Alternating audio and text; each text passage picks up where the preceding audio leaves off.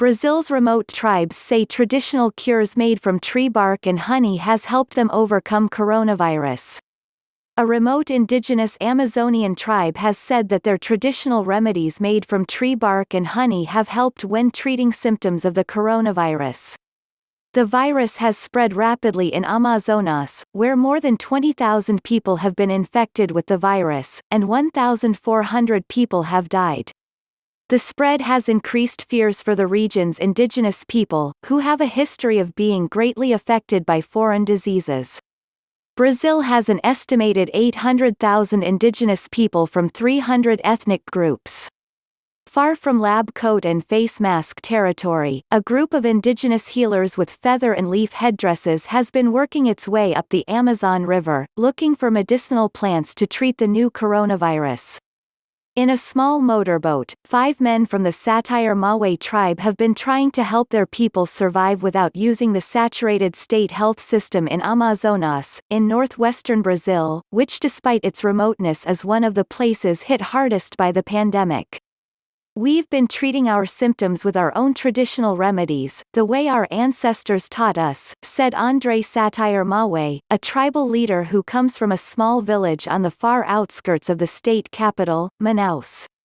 We've each used the knowledge handed down to us to gather treatments and test them, using each one against a different symptom of the disease. The virus has overwhelmed hospitals in the Amazonas and forced authorities to dig mass graves for the dead. It has also raised fears for the region's indigenous peoples, who have a tragic history of being decimated by diseases brought in from the outside world. The virus has infected 40 indigenous groups, with 537 positive cases and 102 deaths, according to the Brazilian Indigenous Peoples Association. The Satire Ma's remedies include teas made from the bark of the Carapanaba tree, which has anti-inflammatory properties, from the Saricurumira tree, and anti-malarial, and ingredients such as mango peel, mint and honey. Villagers who suspect they have had the new coronavirus say the traditional remedies work. I was feeling weak, it felt like I had something in my lungs, I couldn't breathe, said Valda Ferreira de Souza, a 35-year-old artisan. I took a homemade syrup, which made me feel a lot better. Roseanne Pereira da Silva, 40, helps André Satire Mawe prepare these remedies. She learned the techniques from her grandfather Marcos, who at 93 years old is still teaching her what he knows. When the pandemic arrived in Amazonas, I went and asked him what to do, said da Silva. The Satire Mawe, an ethnic group of about 13,000 people, live mainly in the Andira-Mero Indigenous Reserve. But André Satire Mawe's group and others have moved closer to Manaus in recent decades. Not that they are relying on the city's health services. They've been forced to choose who gets the care and who doesn't, and we don't, he said, but we've learned to fend for ourselves.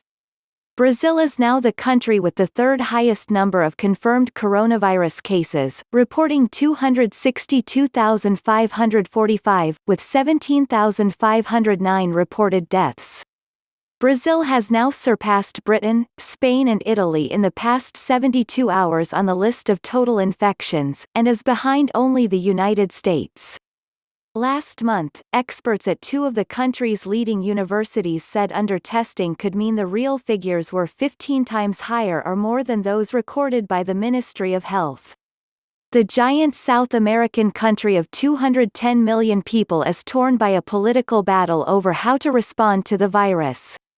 Far-right President Jair Bolsonaro compares the virus to a little flu, condemns the hysteria surrounding it and is urging the country to get back to work to stop an economic crash. State and local authorities, however, are largely calling on citizens to stay home and practice social distancing, backed by the Supreme Court, which gave them the final say in the matter. Bolsonaro is now seeking his third health minister since the pandemic began. He fired the first after publicly battling over stay-at-home measures, and the second resigned last week after less than a month on the job, reportedly over the president's insistence on the widespread use of the controversial and unproven malaria drug chloroquine to treat the disease.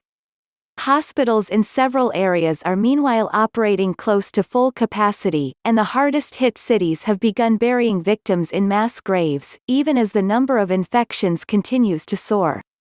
Thank you for watching our video. Please show your support by subscribing to our channel and turn on the notification. Follow us on Twitter, Instagram, Facebook and Reddit for more videos.